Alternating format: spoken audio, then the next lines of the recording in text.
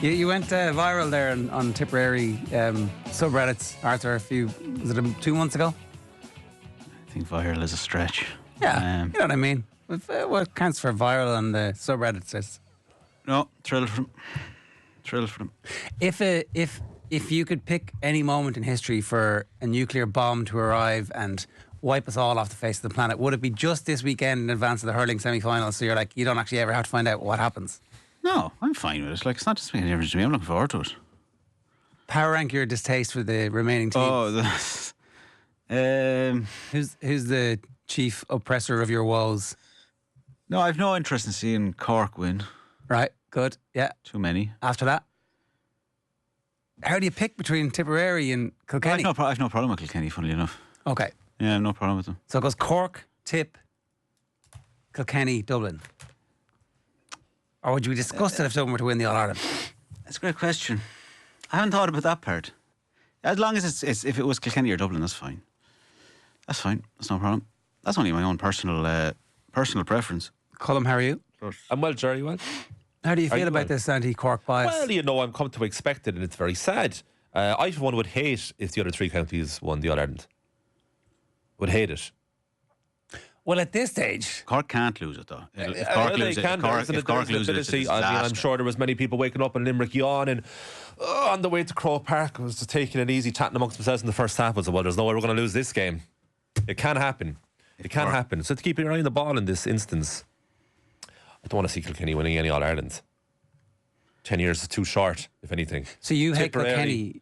Tipperary. More than Tip? Like, do I have a soft spot for Tipperary? I got married there. Possibly. Did you? My parents met there. But that was just because that was... But that's just location, Ger. Yeah. You know what I mean? If you're telling me that I have to love Tip because of those two facts, we'll have to talk again. Where did your parents meet? Where? Was it a dance or were they living there? Working. They were working in Tip? Working. Okay, well, that is a family connection. That's different. No, I mean, the work brought them there, but they didn't spawn anybody. You don't know. In Tip. Not that I know of. Not any siblings that I'm unaware of. Spawn is it's an unusual way to... But okay, I get what you mean. It was humans. It was... Yeah, well, I suppose I use the word spawn because I think so negatively of the county. Okay, that's interesting. I mean, they do a lot of horsing and cows. Famous for their horses and cows. So, like, from that side of the draw, the Kilkenny Tip side disgusts me, basically. And I'm actually, if Dublin beat Cork, I'd like Dublin to win it. Oh, that would be, what a story that would be. It'd be wonderful. And they're only 2 matches away from doing it. But Cork can't lose. If Cork loses, disaster. Well, Limerick, I mean, I know he's saying it to wind you up. No, I'm not. If Cork don't win this All Ireland, it'll be it. It'll be it's flippant, but it's kind of the worst thing that's ever happened in sport. Like last year was inconceivable enough. How they managed to contrive to lose. Sorry, if they lose, you're starting to get into the territory of the Buffalo Bills, aren't you? Yeah, it will be. That was not the headline from the All Ireland final. It wasn't like, how did Cork not win it? It was like, Clare won it. I wouldn't say that they certainly didn't throw it away, if that's what you're getting at there, which I think you are. I don't think they threw it away, but I think they're a better team than Clare, as that's shown over 2 seasons. Jesus, I think that's very, very hard to call. The Cork are better than Clare. It's hard. It is, because Shane O'Donnell put in a great performance. Right, Tony Kelly. And Tony Kelly put in my amazing genius. On that day, Clare were better. Yeah. Well, that's all it takes on a final. By metric of winning by a point in extra time. Yeah, but a point in extra time. Over the course of 2 years, Cork have a better body of work over the course of the last 2 years. If they don't win in All Ireland, if they get back to a second final and don't win it, it's kind of Mayo-esque, isn't it? We got to get over Dublin first, as they've proven against Limerick. They're a very good side. I know, you're counting those chickens. Huh? They're 7-1 on. It'd be a disaster. Well, how many are hatching? They'll blow through the top. You tell me you're counting them. I'm not counting any chickens. Everybody. I don't have any interest in counting any chickens this week. In fairness, I don't think they are. The Cork people I talk to are worked up to high dough. With pressure. No, it's quiet, right? So there was some ticket conversation last night among the Cork fraternity in my life, and people are going, but people are not talking about the final. I know. Sorry, the trains are already booked out. You're talking about not talking about the final. Forward planning. Have you got it? I don't even think there's a final. Is it the same final? It's a nice city to visit. There's loads of things happening over the summer. Coincide with that too final. Expensive. You keep telling us the real capital. It's got no English market up here. I don't think that's isolated to Cork. Oh, it is, yeah. That Cork people are the only people that say that Dublin's expensive. No, that No it's, one else- that, no one else that is it's the willing to real talk capital out. is the only ones, yeah. Sorry. Yeah, real capital, yeah. If you want to. Look, you said it. I did. You said it, pal. I, for one, will not be thinking that we're going to any final yet until I see what Dublin do in that first half. What are Dublin going to be like with 15 players? I think Cork are coming up for a party. Oh, look, there'll be a party. Two absolutely. parties. But hopefully it'll be a party that continues into the night. And sorry, okay, I know this is kind of unfair, but who would you prefer to win the final against? You prefer to win the final against Kilkenny? Yeah. That's your dream? I prefer to beat Kilkenny, but I prefer a tip final. Because it's easier. More palatable, yeah. I'd enjoy it more. You'd enjoy the victory more. You could relax into it earlier in the day. No, like, at any point that I think that Cork had won last year's All-Ireland final against Clare, and I like Clare. My mother's from Clare. You're all over the map. You're like Charles Hoy. I am like Charles Hodge. Good point. I didn't. Living in a mansion, I never thought of. on your Do you know horse. if you? So I'll put it to you this way, right? A Cork person has never had the feeling that they're about to win the All Ireland for 20 years. Can you let that sit with yourself there for a second? Footballers obviously in 2010, but that's go a on. the hurlers. That's a generation. They don't count. That's a generation. There's a lot of camogie ones in there as well. Let that sit with you. Okay, yeah. You know, Welcome to the rest of our world. it's a generation. It's tricky, isn't it? So if people are thinking that Cork are already imagining what it's like to lift Liam, Oh, they are. They're They dreaming. 100% are. You're the only Liam, you're allowed to the only Liam for sure that's going to be lifted is this weekend at the reunion. Ayo, you're allowed to dream. It's fine. And we'll get to the boasting in a minute. That's a great segue. Go on. Dreaming is great, right? Dreaming is for dreamers, but this is the actual tangible thing that can happen now. So let's not mistake anything, right? The confidence of Cork remains. The expectation is there, but the hope is what kills you. And I don't want to be listening to people here from Kildare and Limerick, essentially, Sligo. telling me I'm from that Sligo. it's Limerick in this instance, It's Sligo. that, trying to get into the brain and the mindset of Cork people. You need to show us.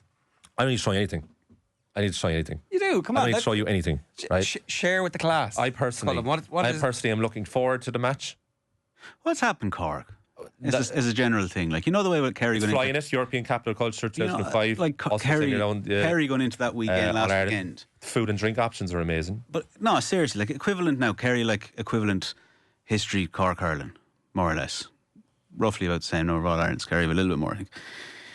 But they go into that weekend, Armagh, a little bit written off, This weekend just gone, you're just talking gone. about. And, it's a very much, we are Kerry. Yeah. This is what we do. We come here. Doesn't matter what you think about us, everything else. Well, it does Historically, matter. won All Ireland in 10 years. Not a great return for them. And they come in and they think, no, look, this is what we do. Why are Cork so sheepish now?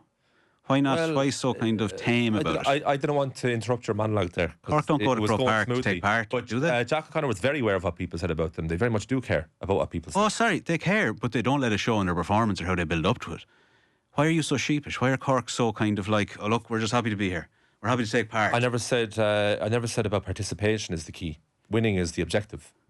But we have to respect the opposition because the previous side that played Dublin did not respect them. No, they didn't. And No, but Limerick we'll have a see far what different happens. tradition. So than we've Cork. learned from what happened there. We have learned. The other reason too is there's a big JP shape is the reason we're not getting near All Irelands. Like we can't do, we can't Didn't stop Clare. It's taken away. Didn't stop Clare. You've a pretty nice stadium Didn't stop down there in Clare. Cork. You have a pretty nice. That's because we got rid of the Giants for Clare. Who? Selfless, if anything. It's a pretty nice big And stadium. That's not something that's usually attributed to Cork. Selflessness. No, it But look isn't. what we did for the game last year. So look how excited everyone was last year when Cork beat Limerick.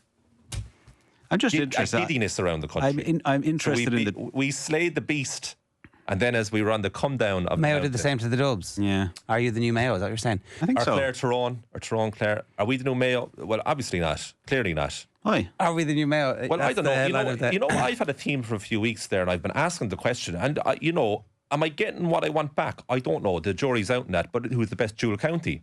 And we have these debates about, actively, you'd probably say pound for pound Galway. But it's amazing to me that a county has not come next nor near to the double. The only side that did it was Cork 9 years after doing it. Yeah. And that fascinates me. So I don't think Cork people should be listening to any of this bollocks about What's the double got to do with it? sleeping and about sheepishness. was 35 because it's years meant for ago. the country to prove that they can actually do both things at the same time. It was 35 years ago. We're not worried about trophies or actually making it to the top. It's not about that. It's about respecting the opposition that's coming.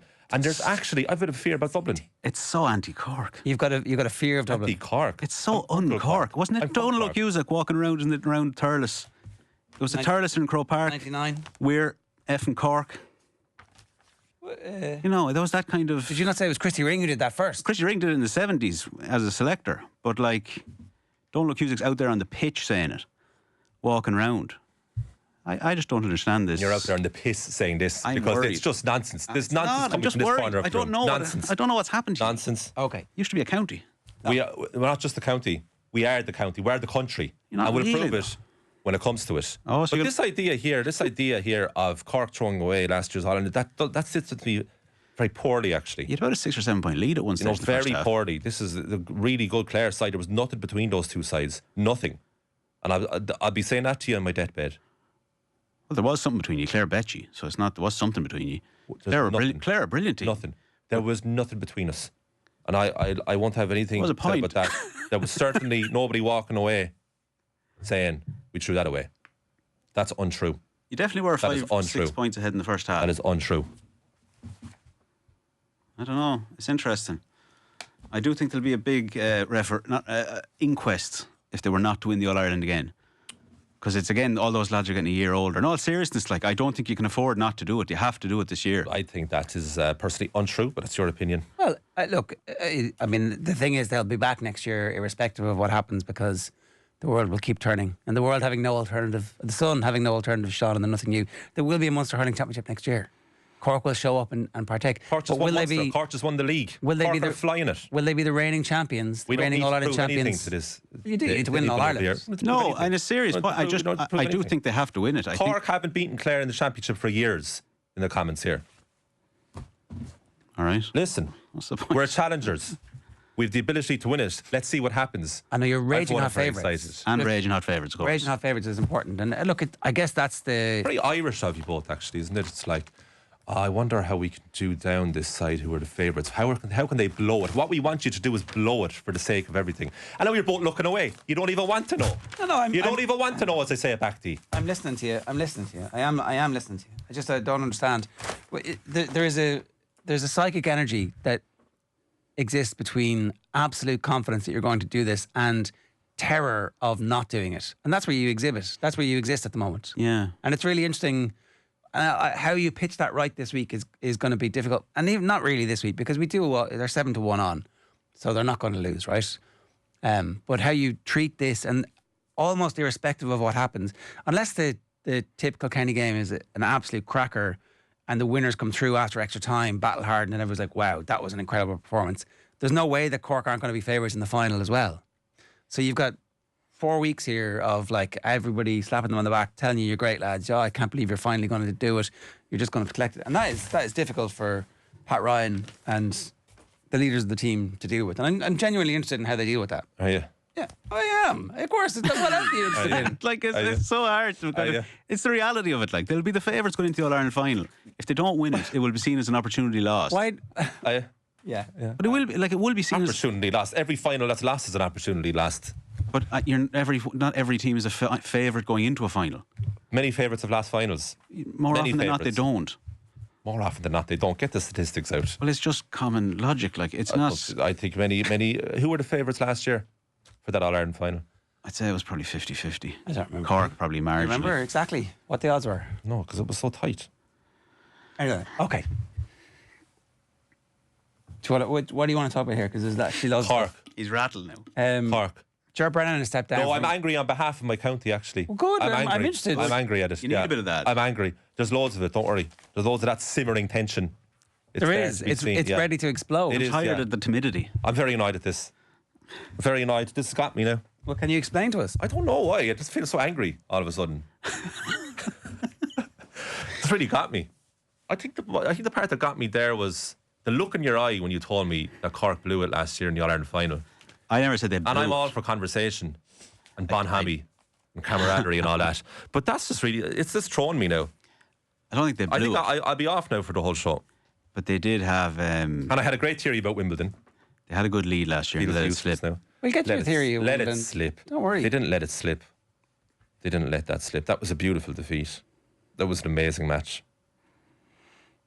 I won't have a bad word to say about that match or that defeat. It was heartbreaking. Cork should probably had a free at the end as well. I witnessed one of the best goals of all time, and it was the opposition. And you still had time to appreciate it in that final. That Tony Kelly goal. Yeah, it was amazing.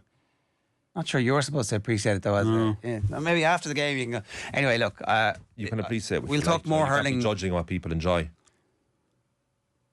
I'm not doing that. We'll talk more hurling with the lads a little bit later on. I'm going to get Seamus Flanagan's opinion on this.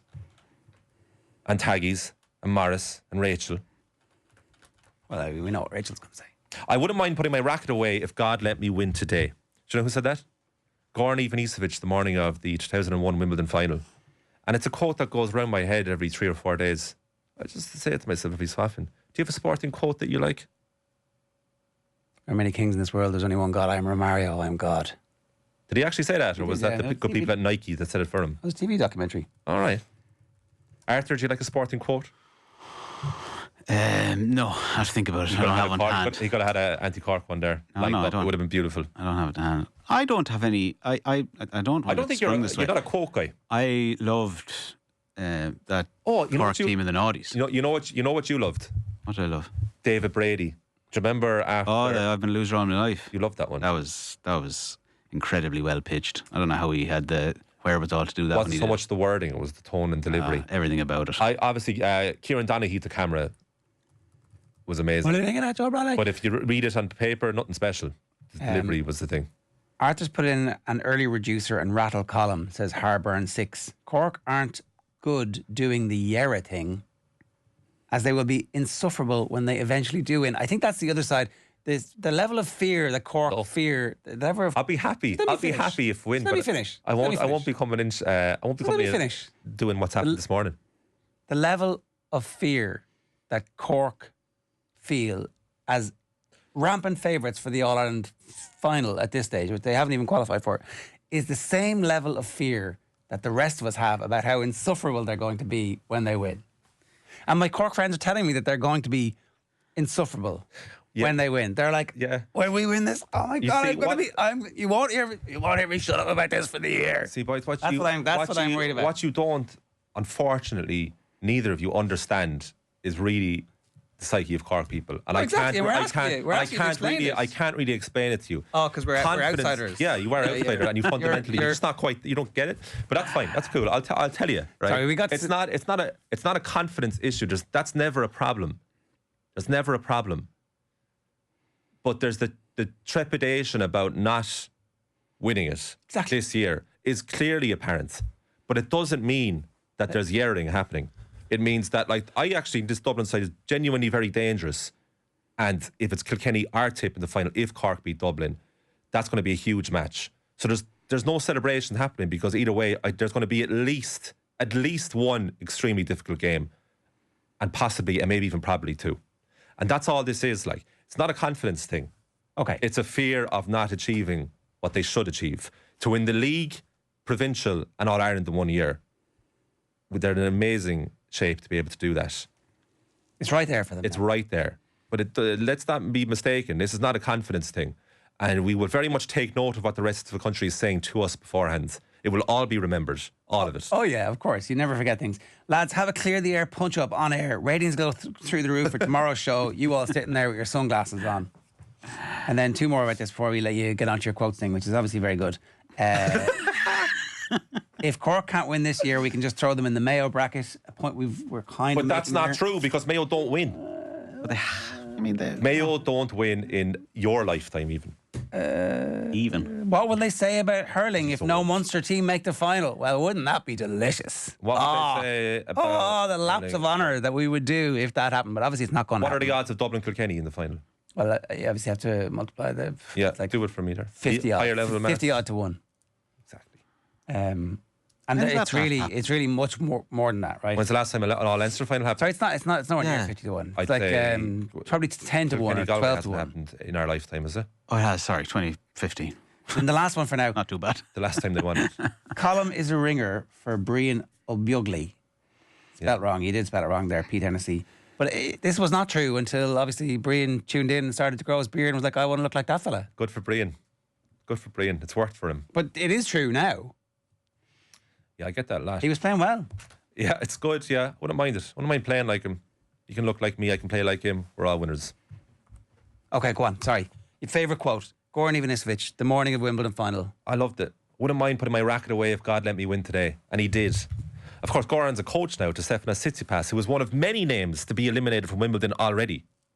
He was with Novak for a long time. He was, yeah. Novak got rid of him during his last year. Quite successful period. Yeah. He got sick from right at the end. Australian Open last year, he mouted to the box, you're done. And he was correct. He was correct. Yeah. Alexander Zverev, gone. Now, he has that case to settle. Yeah, you know, the domestic abuse allegation from his former girlfriend, Alia Sharipova. And Ben Rothenberg, the journalist, was the one who broke that story. And Zverev is suing Ben Rothenberg. And Ben Rothenberg has started a GoFundMe to be able to pay for his legal fees. So Zverev said in defeat afterwards, lost in the first round, said he's not in the right place. He hasn't been able to focus properly. He feels very lonely at the moment. Needs this to be settled. And if it is settled, as in the lawsuit, that he'll be good to go for the US Open. Yeah. So anyway, Zverev is gone. The second, third and fifth seeds in the women's draw all went yesterday. So Jinwen Zhang, fifth seed, former Australian Open finalist, gold medalist at the Olympics last year. So you may have been in the vicinity of this player. She's out. Third seed, Jess Pegula, third seed, she's out. She reached the US Open final last year. And Coco Gauff, the reigning French Open champion, lost in straight sets very handily, 7-6, 6-1. She had 9 double faults. 9. She fell apart at the end of this match. It only took an hour and 18 minutes for Dania Ramstremska to beat her. And Ramstremska got 4 winners off Gauff's serve. Her serving was all over the shop. She's just won Roland Garros, in fairness. But I was looking into this, right? We are sleeping on women's singles at Wimbledon, right? Do I have you? Last 10 years, I would say there's only been 2 big names that have won Wimbledon on the women's side. Ash Barty in 2021, who was briefly a star before she stepped away from the sport, won 3 of the 4 slams, all 3 different surfaces. And then before that, Serena Williams in 2016, who was the last player to retain Wimbledon. If you look at the last 3 winners of Wimbledon, you had Barbora Krejcikova last year. Now, she's an all-timer, doesn't get the credit. She's won 2 singles, and he's a doubles slam legend. Before that, Marketa Vondrousova. And before that, Elena Rybakina. Then you had Ash Barty. Then he had no Wimbledon because of COVID. Then you had Angelique Kerber, Simona Halep, and Garbine Muguruza. There is no rhyme or reason whatsoever about who wins the women's draw at Wimbledon. Whereas the other 3 slams for the women's, it's all the favourites tend to win it. The last 3 winners of the US Open, for example, are the 3 best players in the world. Coco Gauff, Aryna Sabalenka, and Iga Swiatek. At the Australian Open, Sabalenka's won the last 2, and at Roland Garros, Swiatek dominates it. Wimbledon for the women's singles is the wild, wild west. It's crazy. I was looking through it. I don't understand why this is the case. Favourites don't win Wimbledon. So where it falls? Where it falls, The surface. the surface. I was speaking with our own friend Jenny Claffey last night about this. Like, what is going on here? A couple of theories. They don't have enough practice on the grass. Best of 3 means if you win a set, you can see the finish line. It's right there in front of you. And a lot of the grips that the top players have don't serve grass. Because it's power. And you have to get down low. So the counter to everything I just said there, beyond the sets thing, is, well, how come the men can adapt? Yeah. And it's one answer that Jenny actually doesn't have. She doesn't understand why the men can adapt more than the top men can adapt more than the top women. Well, the 3 sets. Would it be the longer games? Yeah. The 3 sets I'm saying, yeah, is Like Djokovic. is obviously one reason, but there's that's the same for the other slams, so it doesn't happen. So that can't be it. But it's basically the women not having enough time to adapt to the grass, and it's a huge problem. Because even the 2 other best players in the world who are left, Sabalenka and Swiatek, the furthest they've got was the semi-final for Sabalenka 2 years ago, and in the same year Swiatek got to the quarter-final. So they're not even getting to the finals of these things. It's a bizarre conundrum for a sport where Wimbledon is the showcase and the showpiece event for 2 weeks of the year, and you'll never really know, if you watch it for the last 10 years, who the dominant woman in the world is, even though there are clearly 3 best players in the world on the women's side. But Wimbledon doesn't account for that. So if Sporting Chance and Jeopardy, which we all know Irish people are obsessed with, then is if that's your thing, tune into the women's singles. If that's your thing, if you enjoy the game of tennis. If not, if you want your stars, I think wrong place for it. I think it's a negative. And Wrong place for it. I don't think it's a positive at all. Djokovic. I saw this cutting tweet before a ball was struck saying there are 3 clear favourites to win the men's. There are 100 for the women's. And it's actually true. Djokovic nearly was in trouble. He won the first set handily, lost the second set in a tie break. He had 6 set points. He said afterwards, Ger sent it to you this morning, don't know if you saw it, said I was feeling sick, tummy bug. He said he took some magic pills from the doctor, and he won the third and fourth sets quite handily. Right. Yeah. Alcaraz is through from the other day, of course, we talked about yesterday. He went to 5, and then Yannick Sinner very handily went through against his compatriot. So you'd make Sinner the favourite at this stage? Yeah? No, I'd still make Alcaraz a favourite. 2-time champ. Last two finals, Alcaraz versus Djokovic. Sinner has never reached the final of Wimbledon. Okay. We'll obviously keep a close eye on the tennis. No, do though, seriously. No, absolutely. Pay attention to this, right? Sabalenka and Svanta, keep an eye on them. See where they go. See how they do with this Wimbledon. We just want to talk a bit about Chris Busby, who's a former high performance referee at the IRFU. He had a post on LinkedIn this morning that says, "Today marks the end of my time with the IRFU." It's obviously the 1st of July, it must have been. I was given a framed photo as a memento to mark the occasion. A gesture, I suppose, but what I really needed and never received from IRFU leadership was genuine support during the most difficult period of my professional life. I'll be sharing more about that in the months ahead. For now, I'm grateful for the people I've met through the game and looking forward to what's next. And it's a picture of a wheelie bin. And in the wheelie bin is the photograph with the memento that the IRFU have given him. And it's, 3 pictures of him, a triptych. Yeah. It's him talking to various players at various stages in full referee mode. And it's the type of thing that, it's like the gold watch that you get after 50 years of service to a corporation. And imagine the passion that he feels, right? Because it's a very real feeling of this disappointment and probably sense of betrayal that he wasn't helped more. But it's very theatrical in his message. Why do you think you go black and white? He's answering comments as well. Is he? Yeah. I do have good memories and so many friendships to hold on to. It's just a shame they've ended up clouded by how things were handled at the end. And he's responding to people who have supported him. I'm proud of what I've achieved, but I also do believe organisations, especially in sport, need to reflect on how they treat people when things get tough, not just when the spotlight is on. So, it's very striking. People can use filters on phones. Not that big a deal, is it? That's just interesting. I'm fascinated by the thought. Because what's the end game? I wonder, or what's the? I don't know. I hate speaking on behalf of people in this instance because you really don't know the full story. But I imagine that it's pure emotion, and he wants to get it out there, and it's cathartic for him that he's answering comments. And actually, answering comments wouldn't be that surprising when you see the post. Hoping the next chapter brings a bit more balance, but I'm proud of how I've carried myself even when things got tough. So obviously, the news came out after a bit of heat around the game that he was stepping away, and then he came back and finished out his time. He announced his retirement after that game. Yeah. Well, he didn't announce it so much as it got announced on his behalf. Yeah, and then so I don't think he spoke publicly about it until. No, I don't think that happened. Right? Yeah, the public speaking of it. So we'd love to hear from Chris Busby. Yeah, definitely. JWCM, Galway and Cork last year were both favourites. The favourites don't always win. Favourites in what? The All-Irelands, respective finals. All right. Yeah, I'm not sure. I'm not even sure what point that's on. Did you say favourites always win? I didn't say favourites always win. I say logically favourites win more often than not. We can go back and roll back the tape. That'd be good. Roll it back in. You've been spending some time with Orla Comerford, who's very impressive. Oh my God, amazing. So she's Paralympian, won medal last year in Paris, and Stargardt is the condition that Orla Comerford has with her eyesight. So essentially, and you'll see it in our promo video, that what Orla sees is peripheral, it's totally fine, but right in front of her is a black dot basically for her whole life. And dot is probably too small of a word. Basically can't see right in front of her. And if you want to put it really simply, she can't see right in front of her and she won a medal at the Paralympics by running dead straight. And that's a very simple way of putting it, but that's how remarkable she is as an athlete. So I was lucky enough to speak with Orla a couple of weeks ago to talk about her journey, about when she was initially diagnosed, and the fact that she almost immediately embraced it, and it didn't stop her plans about becoming an athlete. And it was an amazing hour to spend with someone who, like, it's amazing when you meet someone younger than you who genuinely inspires you.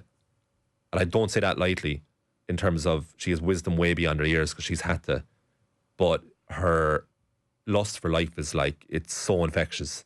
So I was, put it this way, disappointed the hour ended. That's how much we got into.